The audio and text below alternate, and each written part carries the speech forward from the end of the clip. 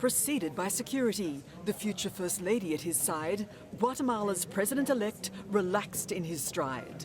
Bold, given the circumstance. Since Bernardo Arevalo's victory in the second round of the presidential election in August, the expressed will of the people and entrenched forces have been in contest.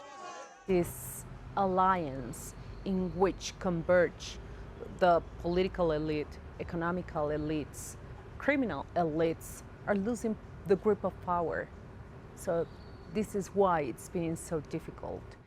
A centre-left candidate in a region where authoritarianism and undercutting democracy is the norm. Arevalo campaigned on ending corruption.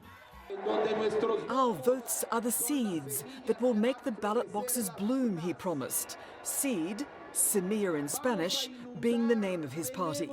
Instead, police raided the headquarters of Semilla, which is now suspended, and agents from the Attorney General's office raided facilities of the Electoral Tribunal after Arevalo's massive upset in the election's first round announced him as a political force. I met the president-elect in the Guatemalan town of Antigua.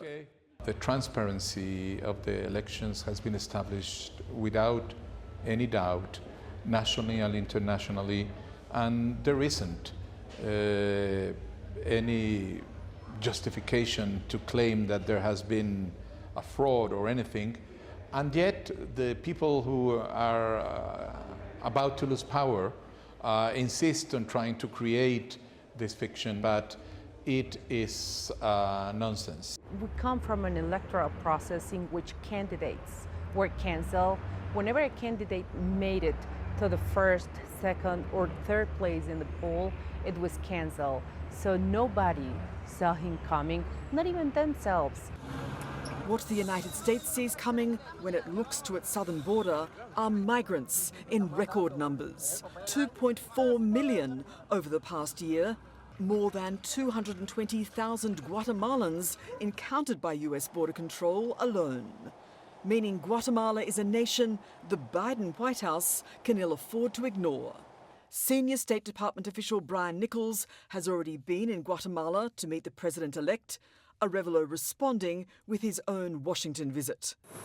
Former US President Donald Trump promising the largest domestic deportation operation in American history if he is re-elected, which raises the question of relations with the White House should Trump win in 2024. Trump might become the president for a second time. I see you smiling, but can you work with him?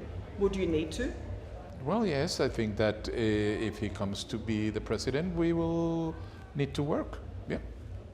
Arevalo's background as a diplomat frequently on display, others demonstrably frustrated. Protesters face-to-face with security forces outside Congress. With Arevalo's party suspended, the Organization of American States condemning the moves as a shameful example for the hemisphere and an unprecedented attack on the nation's democracy. Citizens that are so tired and are demonstrating day after day. What we're seeing right now, it's a national event in every city. Citizens are asking for democracy. Indigenous activists continue to strongly support Arevalo's victory, but as Feliciana Herrera, a young leader, tells me, their cause isn't him. We're here not to defend a president-elect or a political party, she says, but to preserve democracy. Atop Guatemala's presidential palace, the nation's flag flutters. But how the final weeks before Inauguration Day unfold, far from obvious. The capital has already witnessed chaotic nights since Arevalo's upset win. What I do believe is that this is a moment in which all over the world the people need to regain its confidence in the elections. The stakes exceedingly high. Not only is Guatemala the most populous nation in Central America, 60% of the population is under 30. New generations with everything to hope for, or potentially vote with their feet.